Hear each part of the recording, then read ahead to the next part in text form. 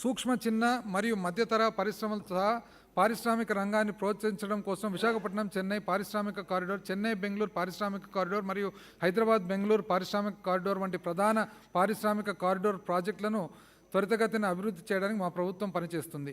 పెట్టుబడులను ప్రోత్సహించడానికి ఆంధ్రప్రదేశ్ సమాచార సాంకేతిక పాలసీ 2021-24 మరియు ఆంధ్రప్రదేశ్ ఎలక్ట్రానిక్ పాలసీ 2021-24 అమలు చేయబడుతున్నాయి. 2019 నుండి 65 కొత్త ఐటీ కంపెనీలు స్థాపించబడగా ఇవి 47,908 మందికి ఉపాధి కల్పిస్తున్నాయి. Adani data centre park, WNS, Pulsus, Randstad మరియు ఇన్ఫోసిస్ వంటి ఐటీ దిగ్గజ సంస్థలు తమ కార్యాలయాలను మన రాష్ట్రంలో ఏర్పాటు చేసుకుంటున్నాయి. మన గౌరవ ముఖ్యమంత్రి గారు విశాఖపట్నంలో ఇన్ఫోసిస్ అభివృద్ధి కేంద్రాన్ని అక్టోబర్ 16, 2023 ప్రారంభించడంతో మన రాష్ట్రం ఒక సుస్థిర ఐటీ హబ్గా అభివృద్ధి చెందుతుంది. 2023లో జరిగిన ప్రపంచ పెట్టుబడిదారుల సదస్సులో ఎలక్ట్రానిక్ రంగంలోని పెట్టుబడిదారుల నుండి అధిక స్పందన లభించింది. ఈ సదస్సులో 15,711 కోట్ల రూపాయల పెట్టుబడితో 55,140 మందికి ఉపాధి అవకాశాలు కల్పించేందుకు 23 అవగాహన ఒప్పందాలు కుదిరాయి. 2019 నుండి గమనిస్తే మన రాష్ట్రంలో అదనంగా 17 ఎలక్ట్రానిక్ తయారీ కంపెనీల స్థాపన ద్వారా 7,832 కోట్ల పెట్టుబడితో 34,750 మందికి ఉపాధి అవకాశాలను కల్పించడం జరుగుతుంది. గౌరవ ముఖ్యమంత్రి గారు AIL డిక్సన్ టెక్నాలజీ ప్రైవేట్ లిమిటెడ్ను ప్రారంభించడంతో పాటు మరో 2 కంపెనీలకు శంకుస్థాపన చేశారు. అదేవిధంగా కడపలోని వైఎస్ఆర్ ఎలక్ట్రానిక్ మ్యానుఫ్యాక్చరింగ్ క్లస్టర్ YSR-EMCలో జూలై 2023లో 450 కోట్ల రూపాయల పెట్టుబడితో మొత్తం 6,350 మందికి పైగా ఉద్యోగాలు సృష్టించబడితేనే అంచనాతో మరో 2 అవగాహన ఒప్పందాలను చేసుకోవడం జరిగింది. సుస్థిర పర్యావరణ ప్రమాణాలను పాటిస్తూ ప్రజల రవాణా అవసరాలను తీర్చడానికి తిరుపతిలో మా ప్రభుత్వం 100 AC ఎలక్ట్రిక్ బస్సులను ప్రవేశపెట్టడం జరిగింది. వీటితో పాటు 1,500 కొత్త డీజిల్ BS 6 బస్సులకు మాత్రము ప్రభుత్వం అనుమతులను ఇవ్వటం జరిగింది. న్యాయ వ్యవస్థలో మౌలిక సదుపాయాల అభివృద్ధిని చేపట్టడం భాగంగా మా ప్రభుత్వం 32 న్యాయ భవనాలను పూర్తి చేయగా మరో 13 న్యాయ భవనాలకు నిర్మాణం పురోగతిలో ఉన్నాయి. పట్టణ అభివృద్ధి జగనన్న స్మార్ట్ టౌన్షిప్ల కింద 1,426 ఎకరాల్లో 12,042 ప్లాట్లతో MIG లేఅవుట్లను అభివృద్ధి చేస్తున్నాము. అమృత్ 2 కింద 5,000 ఎకరాల కంటే ఎక్కువ విస్తీర్ణం ఉన్న 101 పట్టణ నీటి వనరుల పునరుజ్జీవనం ప్రాజెక్టు వ్యయం 189 కోట్ల రూపాయలు. అలాగే 481 నగర ఆరోగ్య కేంద్రాన్ని కొత్తగా ఏర్పాటు చేశారు. స్వచ్ఛ ఆంధ్రప్రదేశ్ కార్యక్రమం కింద ఇంటింటికి చెత్త సేకరణ మరియు వేరు చేయడం కోసం ULBలకు 3,000 వాహనాలు అందించబడ్డాయి. గుంటూరు మరియు విశాఖపట్నంలో 2 వేస్ట్ ఎనర్జీ ప్లాంట్లు ప్రారంభించబడ్డాయి. మొత్తం 123 ULBల్లో లెగసీ వ్యర్థాల శుద్ధి ప్రారంభమైంది. జాతీయ స్వచ్ఛ అవార్డులు 3 ULB టాప్ 10లో ఉన్నాయి. ఇతర గ్రామీణ మౌలిక సదుపాయాల కింద 10,893 గ్రామ పంచాయతీ భవనాలు, 10,216 వ్యవసాయ ఉత్పత్తుల గోదాం నిర్మాణము, 8,299 భారత నిర్మాణ సేవ కేంద్రాలు మరియు 3,734 భారీ పాల శీతలీకరణ కేంద్రాలు నిర్మించబడ్డాయి. యువజనాభివృద్ధి, పర్యాటకం మరియు సంస్కృతి. దివ్యాంగ ఒలింపిక్ క్రీడాకారిణి దీపా మలిక్ తన మాటల అధ్యక్ష, మహిళా సాధికారతకు క్రీడల అత్యున్నత మాధ్యమం. ఎందుకంటే ఇవి మిమ్మల్ని మానసికంగా మరియు శారీరకంగా దృఢంగా చేస్తాయి. అది సవాళ్లను ఎదుర్కొని లక్ష్యాన్ని ఛేదించే సామర్థ్యాన్ని ఇస్తుంది. మహిళా సాధికారతకు క్రీడలు అత్యున్నత మాధ్యమం. ఎందుకంటే ఇవి మమ్మల్ని మానసికంగా మరియు శారీరకంగా దృఢంగా చేస్తాయి. అది సవాళ్లను ఎదుర్కొని లక్ష్యాన్ని ఛేదించే సామర్థ్యాన్ని ఇస్తుంది. దీపా మలిక్ గారు అధ్యక్ష, వీళ్ళు కూడా one of the great persons this country has produced అధ్యక్ష. 30 సంవత్సరాల వయసులో తను క్రీడాకారిణిగా తన కెరియర్ మొదలవుతుంది అధ్యక్ష. తను ఒక ఆర్మీ ఆఫీసర్ కూతురు. తన అన్న వచ్చేసి ఈరోజు బ్రిగేడియర్గా పనిచేస్తున్నారు అధ్యక్ష. అయితే ఎంత గట్టితనము, ఎంత ఉన్న పట్టుదల అనేది అధ్యక్ష.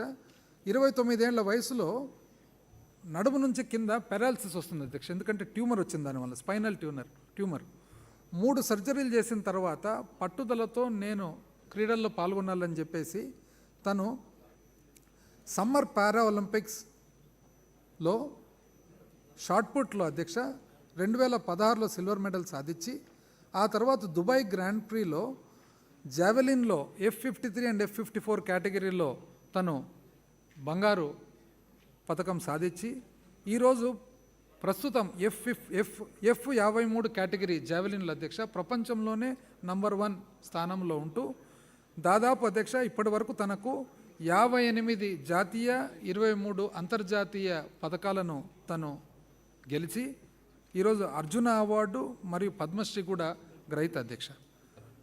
యువత అభివృద్ధిలో శారీరక విద్య మరియు క్రీడలు ముఖ్యమైన పాత్ర పోషిస్తాయి. ఈ క్రమంలోనే మన ప్రభుత్వం రాష్ట్ర చరిత్రలో తొలిసారిగా 119 కోట్ల రూపాయల వ్యయంతో 38 లక్షల మంది క్రీడాకారులతో సహా 90 లక్షల మంది ప్రేక్షకులకు భాగస్వామ్యంతో 5 అంచెల్లో ఆడుదాం ఆంధ్ర అనే బృహత్తర కార్యక్రమాన్ని నిర్వహించడం జరిగింది. ఈ మెగా ఈవెంట్లో విజేతలకు 12 కోట్ల 21 లక్షల రూపాయల విలువైన బహుమతులను అందించడం జరిగింది. జాతీయ స్థాయిలో క్రీడాకారులను ప్రోత్సహించేందుకు వైఎస్ఆర్ క్రీడా ప్రోత్సాహకాల కార్యక్రమాల ద్వారా ప్రోత్సాహకాలు అందిస్తున్నాం. క్రీడా మౌలిక సదుపాయాలను అందించడానికి 41 క్రీడా వికాస కేంద్రాలు ఇప్పటి వరకు స్థాపించబడగా మరొక 65 క్రీడా వికాస కేంద్రాలు పురోగతిలో ఉన్నాయి. పర్యాటక రంగం మన రాష్ట్రం గొప్ప సాంస్కృతిక వారసత్వం, అద్భుతమైన సహజ ప్రకృతి దృశ్యాలు మరియు పురాతన చారిత్రక ప్రదేశాలు, అపారమైన పర్యాటక సామర్థ్యాన్ని కలిగి ఉంది. విశాఖపట్నంలోని ప్రశాంతమైన బీచ్ల నుండి తిరుపతిలోని పవిత్ర దేవాలయం వరకు మరియు తూర్పు కనుమలోని జీవ వైవిధ్య ప్రకృతి దృశ్యాలు ప్రతి పర్యాటకునికి అద్భుత అనుభవాలను అందించే గమ్యస్థానం.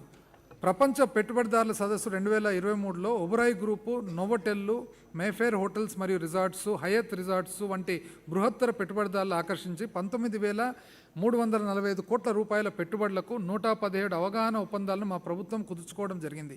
వీటి ద్వారా 51,083 మందికి ఉపాధి అవకాశాలు దొరుకుతాయి. ప్రస్తుతం 3,685 కోట్ల రూపాయల పెట్టుబడితో 17 ప్రాజెక్టులు అమలవుతూ 7,290 మందికి ఉపాధి అవకాశాలు కల్పించాయి.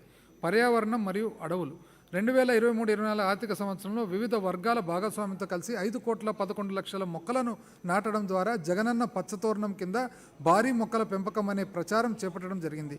అదనంగా నగరవనం పథకం కింద పట్టణ మరియు పట్టణ శివార్లలో పచ్చదనాన్ని పెంపొందించడం మరియు పార్కులను నిర్వహించడం మరియు విస్తరించడం ద్వారా వాతావరణ మార్పులను తట్టుకునే పచ్చని నగరాలను అభివృద్ధి చేయడం జరుగుతుంది. చివరిది అధ్యక్ష, ఇది చాలా ముఖ్యమైనది అధ్యక్ష. ఈ లాస్ట్ చాప్టర్ పేరు భూభద్ర ఆంధ్ర అధ్యక్ష.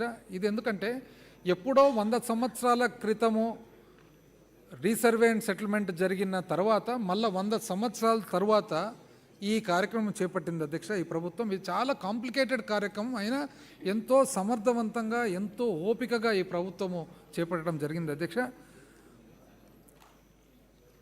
పరివర్తనాత్మక భూ పరిపాలన, మీ ఆసక్తి, ప్రభుత్వ భరోసా.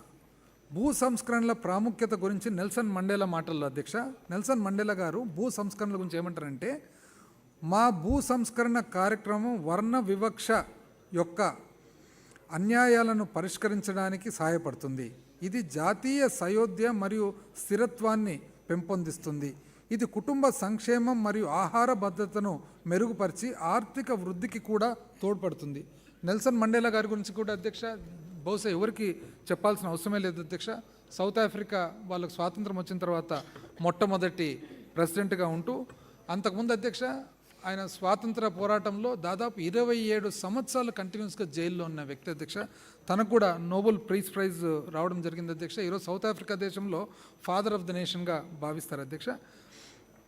భూమిపై ఆధారపడి జీవిస్తున్న వారికి భూమి ఒక అత్యంత ముఖ్యమైన ఆస్తి అయితే గత ఎన్నో సంవత్సరాలుగా భూమి మరియు సర్వే రికార్డుల అస్పష్టత వంటి సమస్యలతో పాటు వివాదాలు మరియు వాద్యాల కారణంగా ఈ భూముల యొక్క నిజమైన ఆర్థిక విలువను నిర్ధారించడంలో పెద్ద అడ్డంకులుగా ఉన్నాయి. సంవత్సరాలుగా పాతుకుపోయిన ఈ సమస్యలను పరిష్కరించడానికి మా ప్రభుత్వం అనేక మార్గదర్శకాలను విడుదల చేయటమే కాకుండా అనేక పరివర్తనాత్మక చర్యలను చేపట్టింది. ఈ 5 ఏళ్లలో అనేక మార్గదర్శక కార్యక్రమాలతో మన రాష్ట్రం అనేక భూ సంబంధిత సమస్యలను పరిష్కరించడంలో, భూ పరిపాలనలో అగ్రగామిగా నిలిచింది. దీనివలన ఈ రంగంలో ఉన్న అనేక మంది ఇప్పుడు ఊపిరి పీల్చుకోగలుగుతున్నారు. 100 సంవత్సరాల విరామం తర్వాత రాష్ట్ర వ్యాప్తంగా ఉన్న భూములను పునఃపరిశీలించడం కోసం వైఎస్ఆర్ జగనన్న శాశ్వత భూ హక్కు మరియు భూరక్ష పథకాలను డిసెంబర్ 21, 2020 మా ప్రభుత్వం ప్రారంభించింది. ఈ పునఃపరిశీలనలో కొత్తగా 11,118 గ్రామ సర్వేయర్లను నియమించడం వలన మరియు నిరంతరాయంగా పనిచేసే సరికొత్త రెఫరెన్స్ స్టేషన్లను సిఓఆర్ఎస్ను సాంకేతికతను ప్రవేశపెట్టడం వలన ఈ సర్వే ఎంతో శాస్త్రీయంగా జరుగుతుంది. ఆస్తి యొక్క నిజమైన హక్కుదారుల భద్రతను కల్పించడానికి ఆంధ్రప్రదేశ్ భూ హక్కుల చట్టం 2022 రూపొందించబడింది. ఇప్పటి వరకు 17,53,000 మంది రైతులకు శాశ్వత హక్కు పత్రాలను ఇవ్వడం జరిగింది మరియు 4,80,000 మ్యూటేషన్లను పరిష్కరించడం జరిగింది. అంతేకాకుండా 45,000 భూ సరిహద్దు వివాదాలను పరిష్కరించబడ్డాయి. స్పష్టమైన భూ హక్కులను నిర్ధారించడం వలన భూముల యొక్క మార్కెట్ ధరలు నిర్ణయించబడ్డాయి మరియు భూమి తగాదాలను తగ్గించబడ్డాయి. దీనివలన ఆర్థిక వృద్ధిని వేగవంతంగా చేయగలుగుతున్నాము. ఇవన్నీ ఈ చట్టం చేయడం వలన సాధ్యమైంది.